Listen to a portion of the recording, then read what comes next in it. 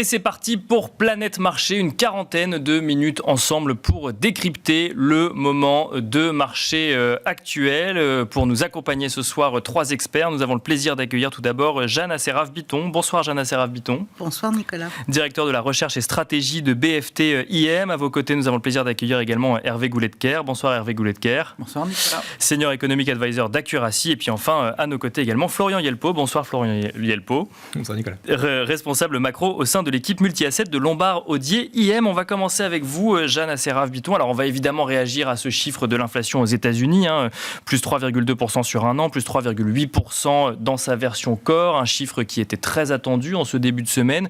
Une réaction des marchés qui le considèrent comme un non-événement, voire même presque comme un événement plutôt positif, puisqu'on voit le S&P 500 qui, à l'heure où on se parle, progresse de 0,8%, le Nasdaq plus 1%, le CAC 40 plus 0,8%. Comment est-ce qu'on explique finalement qu'un chiffre de l'inflation qui est quand même encore au-dessus de 2%, un peu supérieur aux attentes des analystes, soit vécu comme par les marchés financiers finalement comme une nouvelle pas si mauvaise que ça? Bon, je crois d'abord que la surprise est de petite ampleur. C'est légèrement au-dessus des attentes, donc c'est important. Ensuite, quand on regarde les composantes, vous avez une certaine viscosité de l'inflation des services.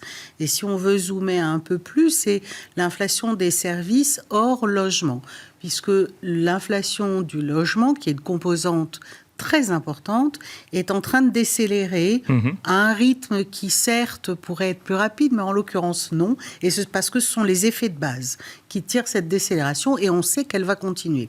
Donc on va dire que la désinflation ou que les chiffres dans l'ensemble valident quand même une désinflation aux États-Unis, mais très lente. D'accord. Progressive, qui témoigne du fait que l'activité est encore solide.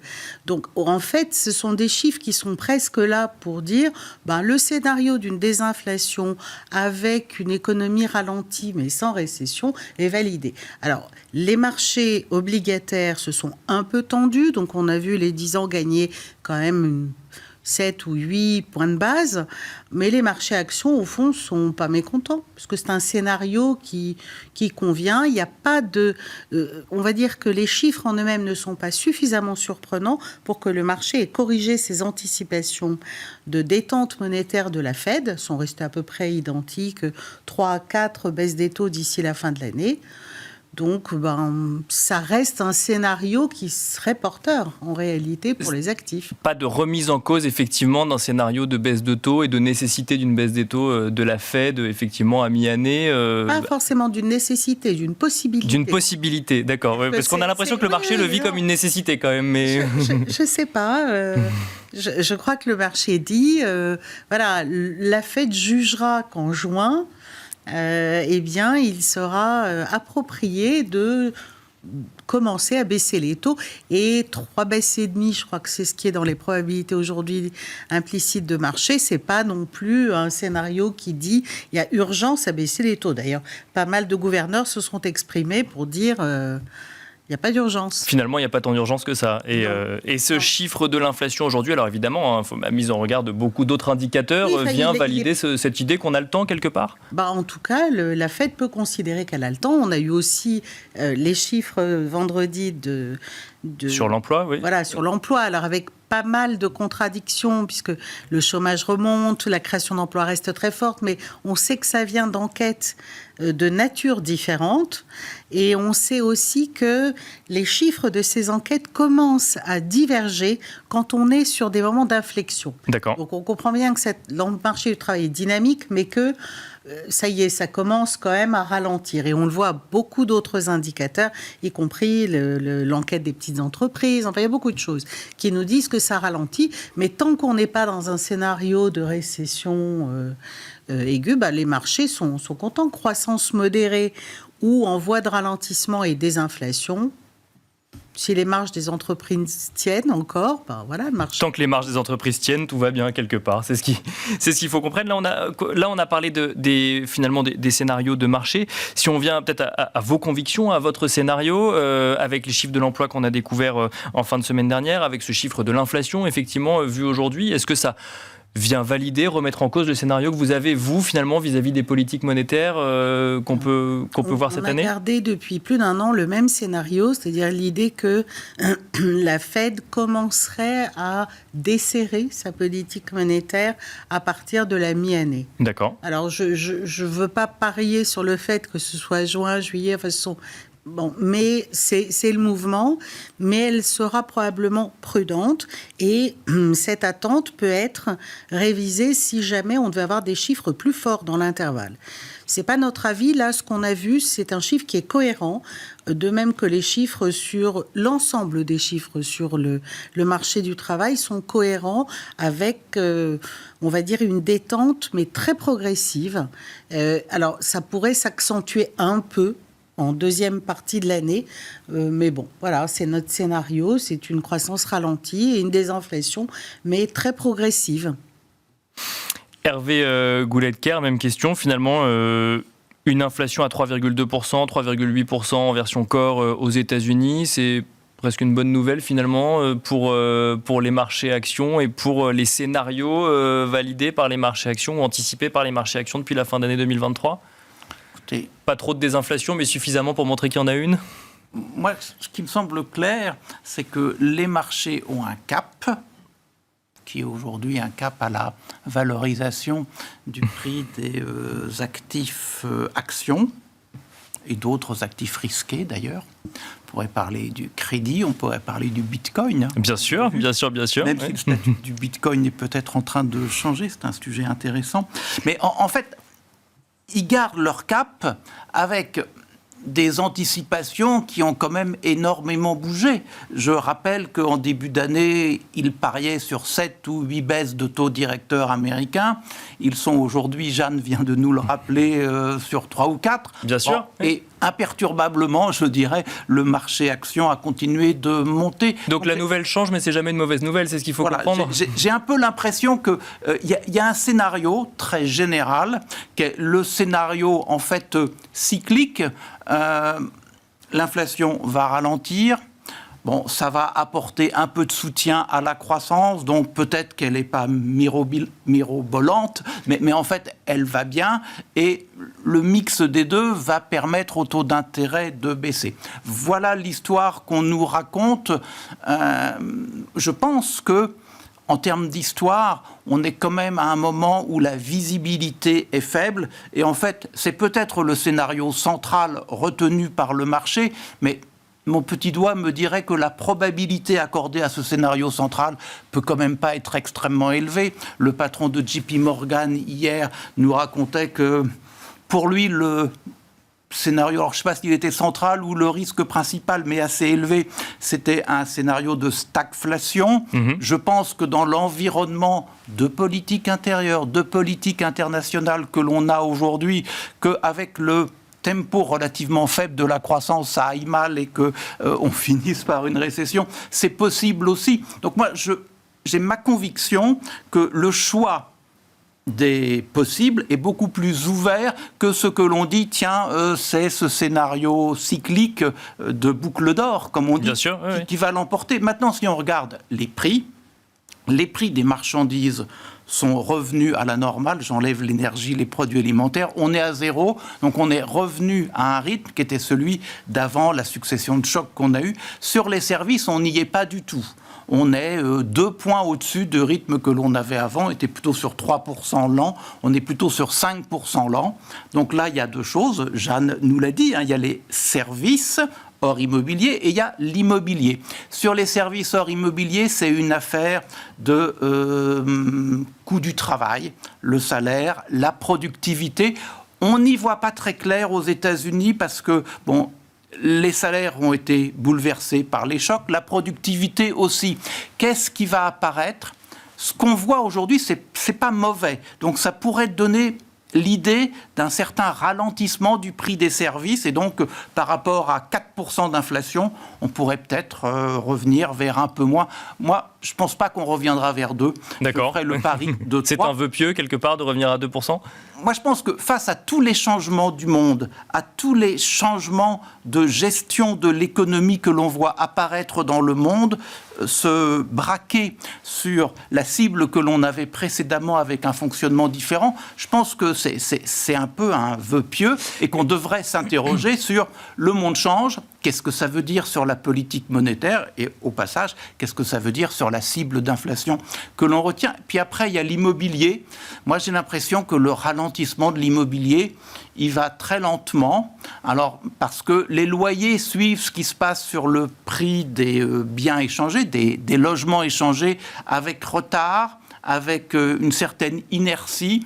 Moi, je pense qu'on va garder tout de même une inflation immobilière au niveau des loyers plus élevée que ce que l'on imagine parce que aux États-Unis et ailleurs d'ailleurs, parce qu'il y a un déséquilibre offre-demande sur le prix de l'immobilier échangé, donc acheté, vendu. Il y a une raréfaction de l'offre qui fait que baisser, c'est juste pas simple. Mais alors, pour bien comprendre, ça veut dire qu'il y a un scénario dans lequel on reste à une inflation aux alentours de 3% et il y a moins de baisse de taux qu'attendu par les marchés et finalement, on reste dans un environnement de taux directeurs élevés et d'inflation plus élevée que prévu. Ça, c'est un scénario qu'il faut prendre en compte aujourd'hui. Moi, si je devais signer pour un scénario, je signerais pour ce scénario-là. Le monde a changé, c'est-à-dire que le marché a un raisonnement cyclique. Alors, un raisonnement cyclique, après tous ces chocs, retrouver la pureté du cycle, c'est un peu compliqué.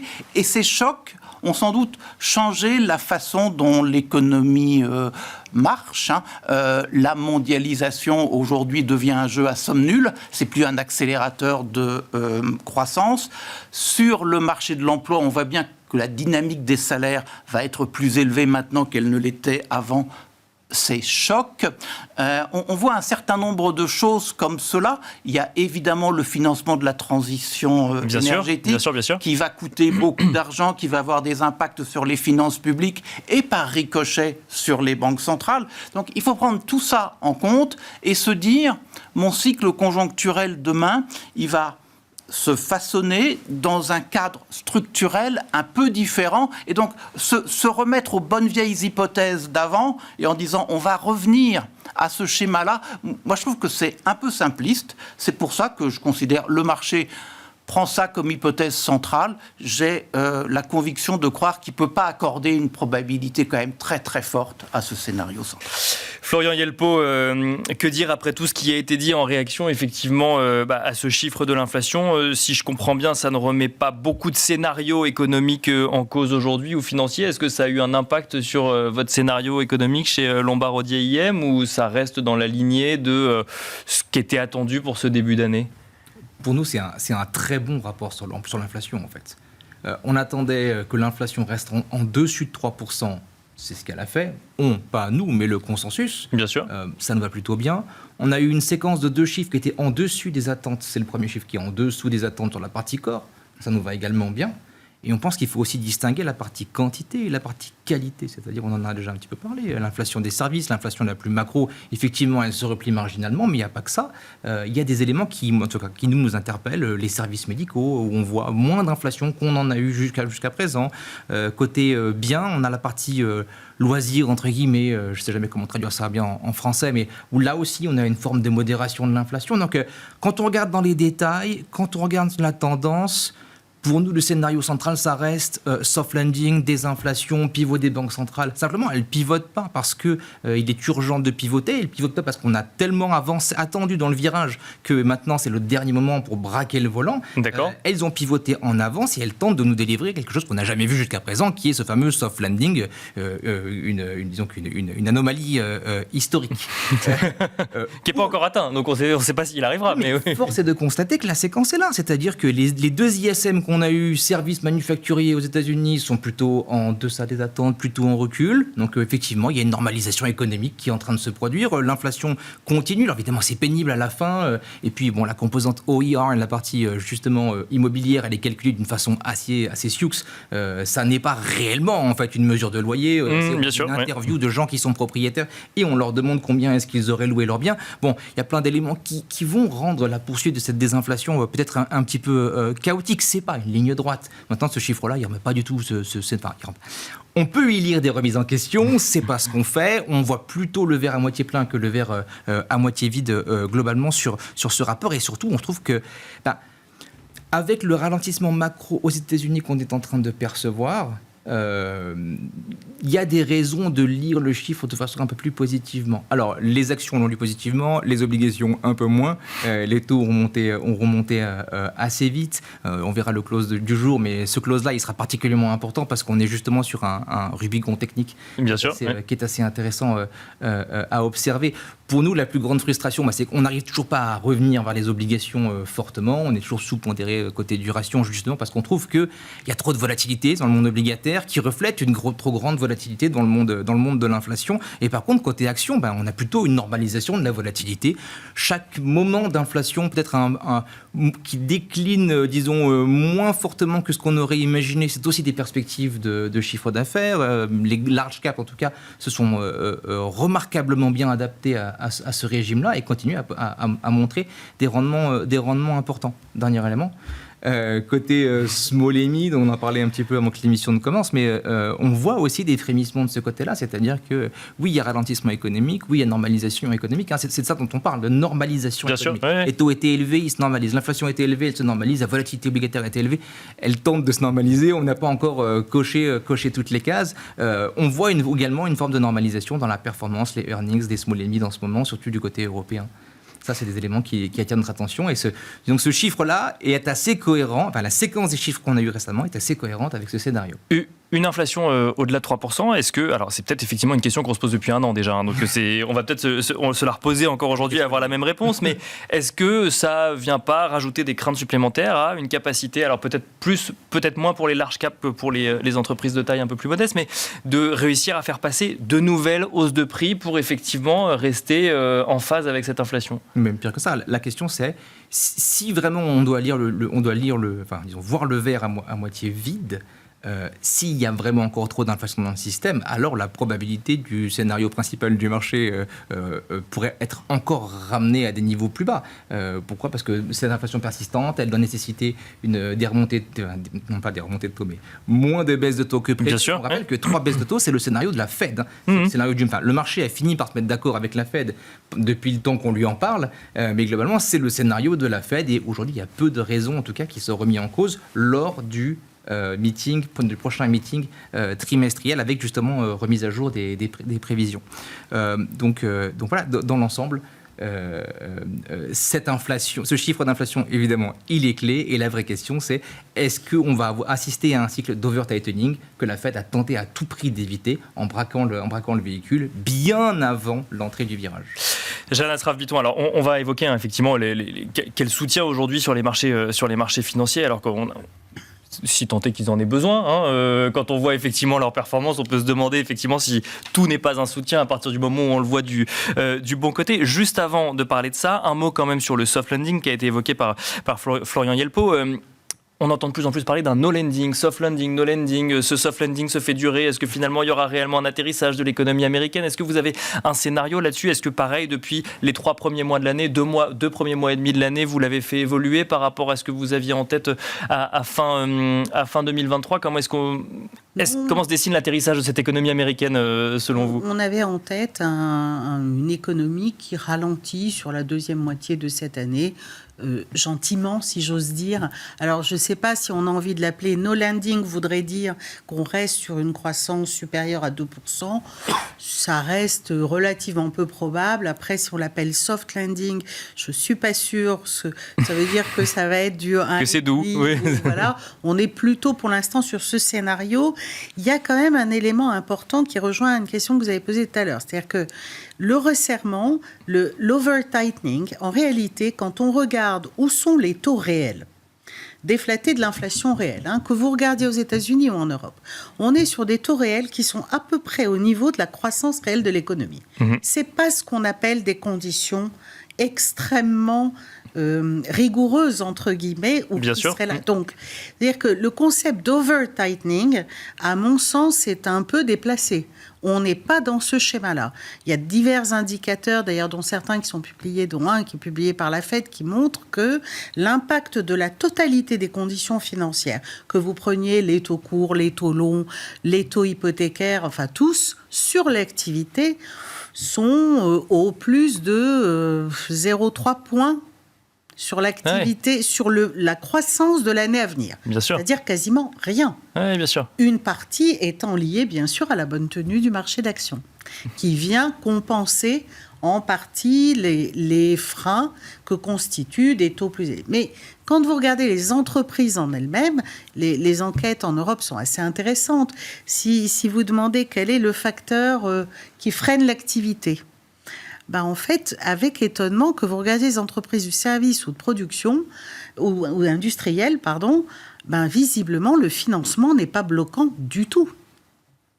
Mais pas du tout. C'est-à-dire qu'on est sur des soldes d'entreprises très minces, très fins, qui disent oui, c'est bloquant. La plupart vont dire il n'y a pas de facteur bloquant, ou alors dans l'industrie vont dire c'est la demande. D'accord. La demande n'est pas suffisante. Voilà. Donc c'est intéressant parce que c'est le concept de normalisation. Oui, bien sûr. Il y a aussi un concept dans le resserrement monétaire, il y a une partie qui a été une normalisation. Il y a peut-être une perte d'habitude quand même d'un certain nombre d'acteurs financiers sur une hausse de taux, effectivement, dans ce processus de normalisation, de revenir...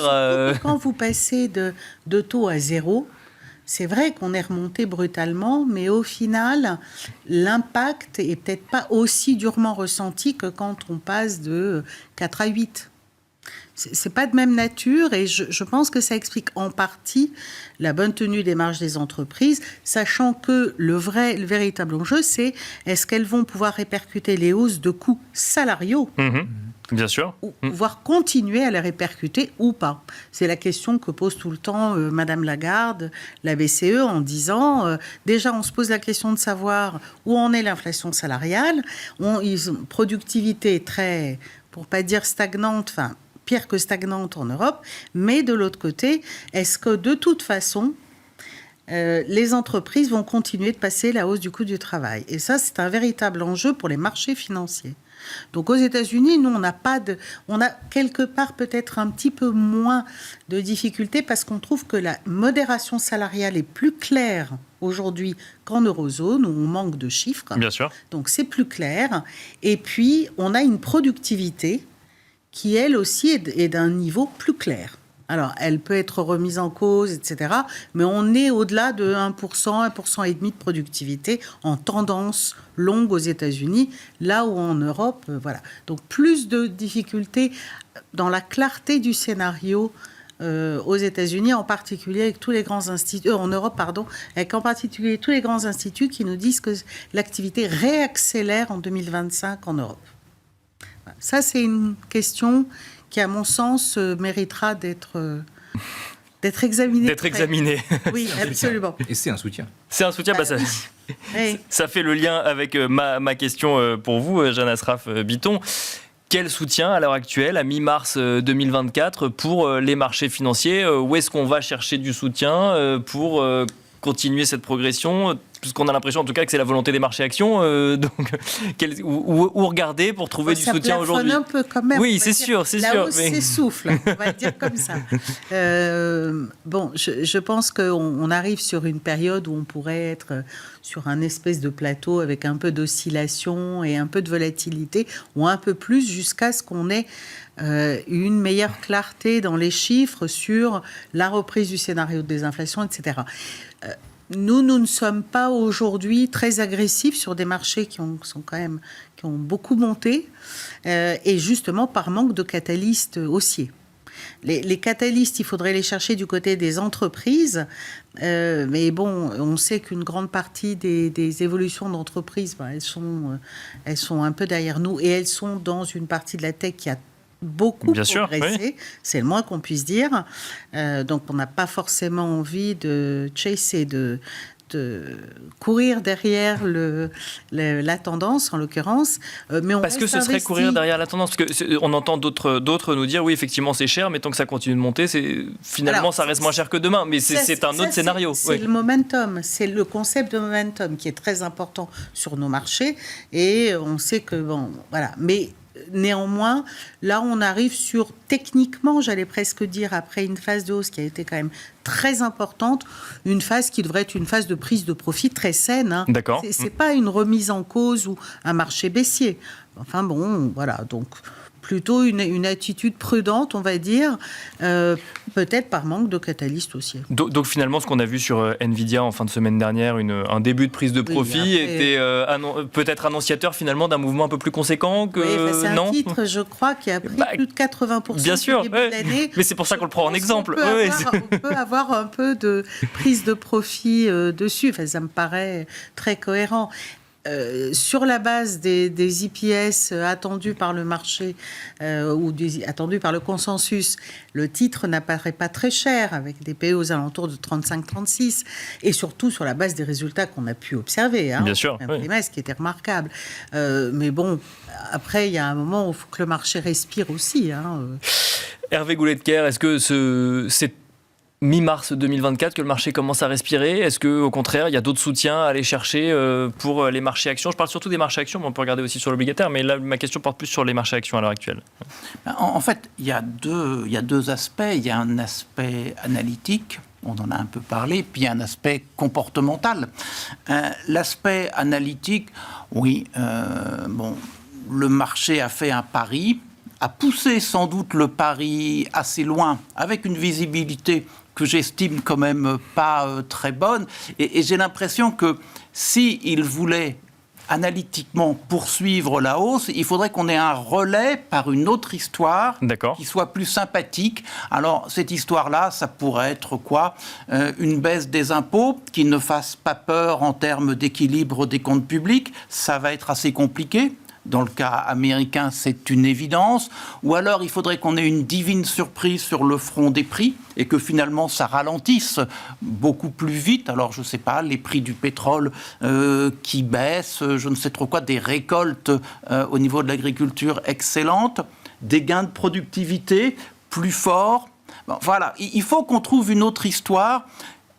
La probabilité de cette histoire sur la baisse des impôts qui ne fasse pas peur en termes d'équilibre des comptes publics, pas terrible.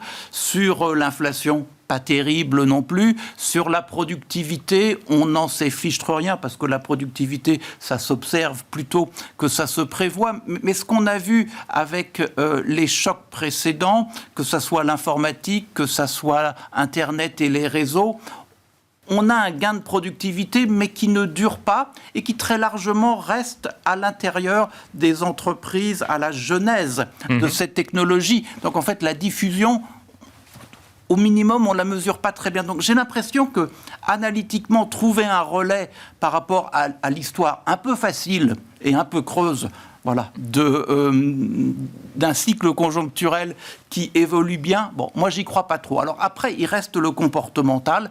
Le comportemental, ça a été bien vu par André Orléans, lisant René Girard. C'est-à-dire que les prix sur les marchés, eh bien, quand ça monte, ça donne envie d'acheter et ça monte. Alors, c'est peut-être pas toujours les mêmes qui achètent. On voit bien qu'aujourd'hui, les investisseurs individuels, au moins dans le cas américain, sont toujours très friands d'achat. Avec des marchés très concentrés quand même aussi, donc tirés par quelques valeurs. Vous avez raison. Ce qui participe de la fragilité. Et j'ai l'impression que comportementalement, ça va rester jusqu'à qu'il y ait un accident. Alors, l'accident, il peut venir d'où ? Un accident sur l'analyse, on en a déjà parlé. Quelle est la conviction que l'on a sur le scénario ? On va bien voir. Ou alors, ça va venir une déception sur un titre qui fait se dire non, sur la tech, par exemple, finalement, l'essentiel a été fait. Le potentiel haussier, maintenant, est limité. Mais j'ai l'impression que dans les deux cas, il me semble que les relais avec une nouvelle histoire sont un peu compliqués. Alors, ce que je dis tient peut-être de la sagesse. Depuis octobre, on a dû prendre 25% sur les indices actions. Donc, en peu de temps, ça a quand même été très fort. Et donc, si tout ce petit monde avait la sagesse de s'accorder une respiration pour essayer de voir où on en est, ça serait mieux. Alors, moi, j'ai pas bien d'idée, parce que les accidents, on n'arrive pas à les prévoir. Bien sûr, le rationnel nous pousse à dire allons-y pour la respiration. Donc, moi, je ferais plutôt le pari de la respiration, mais je vois bien que c'est une posture. Prévoir en la matière me semble assez compliqué. Florian Yelpo, même question sur les niveaux de marché aujourd'hui. J'ai envie de vous poser... vous proposer de choisir entre deux choses, respiration à mi-mars 2024 ou performance de l'année déjà faite, comme on a pu l'entendre dès la fin du mois de janvier quelque part. Respiration. Respiration.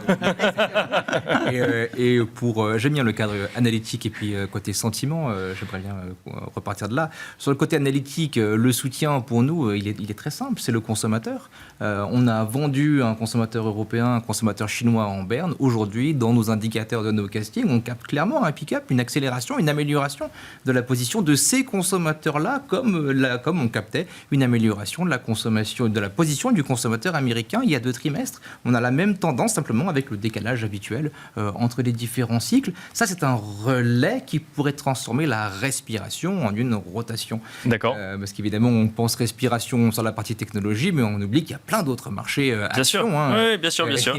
Qui n'ont pas tiré récemment, mais effectivement, qui pourraient effectivement prendre le relais complètement. Qui pourraient en profiter. On les voit moins, évidemment, depuis de la période de novembre, qui s'étale de novembre à aujourd'hui, on le voit moins. Mais c'est retardataire du cycle 2022-2023. Pour nous, ils ont toute leur place dans le narratif de 2024. C'est un peu l'un des paris qu'on a fait.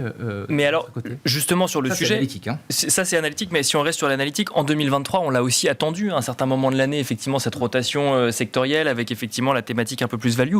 Ça a quand même beaucoup moins duré et la tech a repris effectivement les rênes du marché. Est-ce que là, en 2024, l'histoire peut être différente et est-ce que cette rotation sectorielle peut s'effectuer de manière un peu plus pérenne dans le temps ?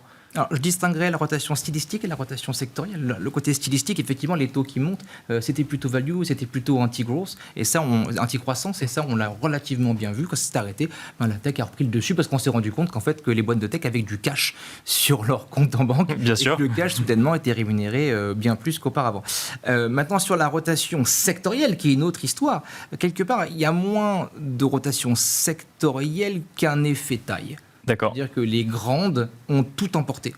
On le voit beaucoup aux États-Unis parce qu'on en parle beaucoup, et on devrait également le voir en Europe. L'Eurostock 50 fait beaucoup mieux que l'Eurostock 600. Donc il y a une question de taille d'entreprise. Les petites et moyennes ont moins suivi, ont sous-performé clairement les granolas européennes, comme on les appelle depuis maintenant quelques années. Donc oui, 2023, ça a été peut-être quelque chose de frustrant pour beaucoup. Nous, 2023, on est plutôt un scénario, disons, récessionniste. Je ne sais pas si c'est un mot français qui existe. Non, mais on comprend l'idée. Avec des pressions d'une forme qui pourrait prendre la forme d'une forme de landing qu'on n'a pas eu. Au contraire, ces large caps ont largement bien traversé, bien géré cette situation-là. Et effectivement, le consommateur, comme je le disais, américain, à la fin de l'histoire, a été le grand vainqueur de cette situation-là. Ça, c'est pas le côté analytique. Et si je veux sur le côté sentiment, c'est là qu'on voit la respiration. C'est que quand on regarde beaucoup des indicateurs d'appétit pour le risque. Alors, ils sont à des niveaux très élevés et ils sont en train de se replier ces derniers temps. On le voit notamment dans la liquidité qui se tend. On l'a vu un petit peu également dans les volatilités implicites sur le marché actions, mais pas tant que ça sur le côté du crédit. Le marché du crédit, il reste très positif. Il voit justement plutôt, il est très décidé pour un scénario très positif. C'est peut-être là qu'on pourra avoir le maillon faible serait peut-être de ce côté-là. La chaîne est aussi solide que le plus faible de ces maillons. Le crédit est peut-être l'un de ces éléments-là.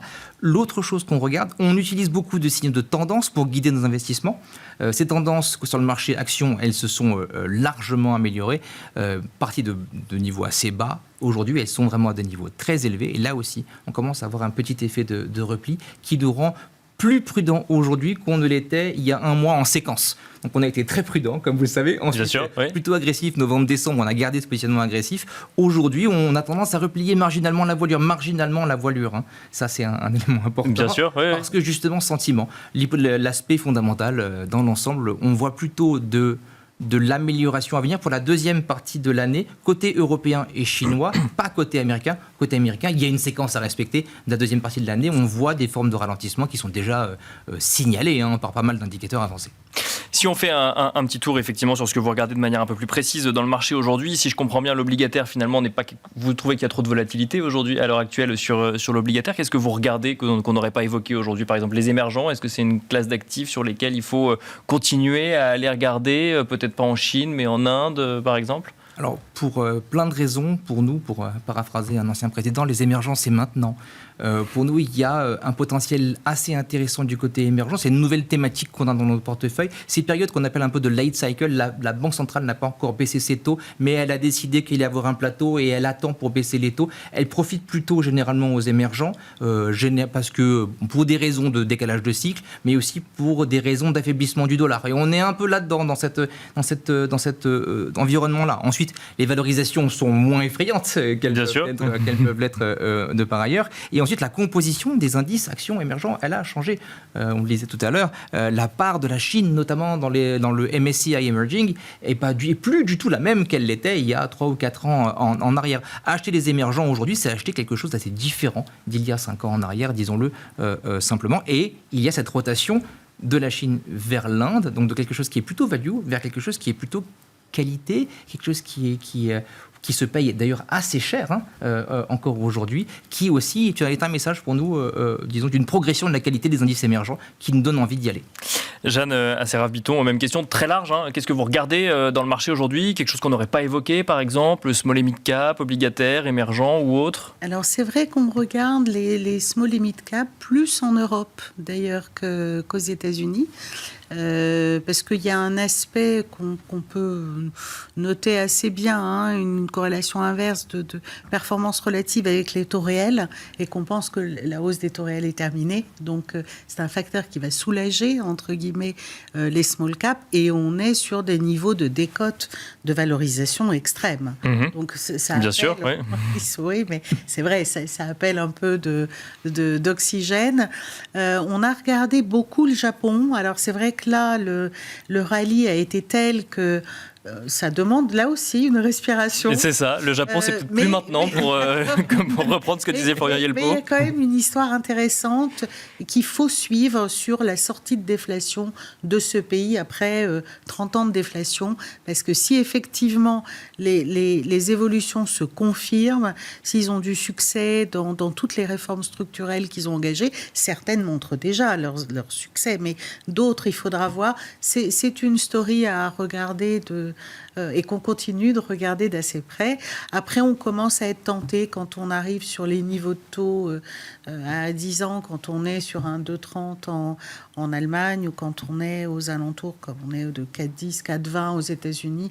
Pour nous, ça commence à être des niveaux attractifs sur l'idée d'un ralentissement en deuxième moitié de l'année. Voilà. Pour reboucler effectivement avec le scénario qu'on évoquait en début d'émission, Hervé Goulet-Kerr, même question. Qu'est-ce que vous regardez dans le marché aujourd'hui? Alors, on n'a pas parlé d'intelligence artificielle, peut-être que vous souhaitiez en parler, ou au contraire pas forcément, c'est peut-être pas là le narratif de marché qui va soutenir.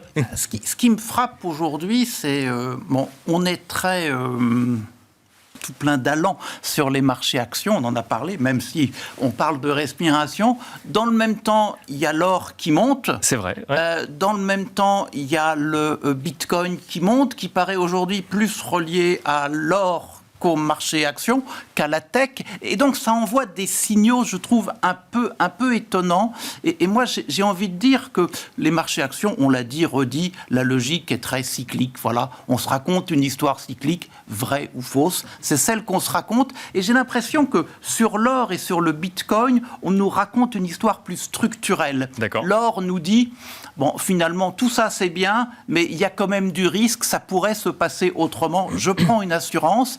Et puis, le Bitcoin, qui n'a plus, à mon avis, aujourd'hui un statut de monnaie. On disait que c'était crypto-monnaie. Aujourd'hui, on parle de crypto-actif. Et je pense que dans ce crypto-actif, avec la confusion qu'on a un peu avec l'or, il y a aussi la recherche d'un actif alternatif, si jamais sur les actifs plus classiques, ça se passait pas très bien. Et juste un mot sur les émergents. Alors, pour dire, moi, je suis prudent sur les marchés émergents aujourd'hui parce qu'il me semble que la géopolitique aujourd'hui nous force à être prudents. En fait, la mondialisation devient un jeu à somme nulle, et en fait, les émergents sont à peu près sommés de choisir leur camp. Est-ce qu'ils sont plutôt du côté des Américains et de leurs alliés, plutôt du côté des Chinois et de leurs affiliés? C'est pas tout à fait pareil. Et en fait, on ne sait pas très bien. Prenons le Brésil. De quel côté va-t-il osciller un peu plus? Prenons l'Inde. De quel côté va-t-il osciller un peu plus? Beaucoup de pays asiatiques, on ne sait pas très bien quel sera leur statut. Donc, dans ce jeu à somme nulle, j'ai l'impression que si il y a de la tension qui monte, les émergents vont souffrir, et comme on n'a pas de visibilité sur ces évolutions géopolitiques qui nous échappent en grande partie, voilà, moi j'ai une certaine réserve, et je trouve que l'image d'ensemble me paraît pas très cohérente, et donc il y a des histoires il y a des horizons de temps qui ne sont pas les mêmes selon les actifs, et donc ça ne fait pas une image cohérente, et donc il faut faire un peu attention. Il faut faire attention et regarder ça de près, du coup, pour naviguer entre toutes ces différentes classes d'actifs ou thématiques. Merci beaucoup Hervé Goulet-de-Quer, Senior Economic Advisor d'Accuracy. Merci Jeanne Asseraf-Biton, directeur de la recherche et stratégie de BFT-IM. Merci Florian Yelpo, responsable macro au sein de l'équipe multi-asset de Lombard Odier IM. Merci à vous de nous avoir suivis. On se retrouve tout de suite dans Marché à thème.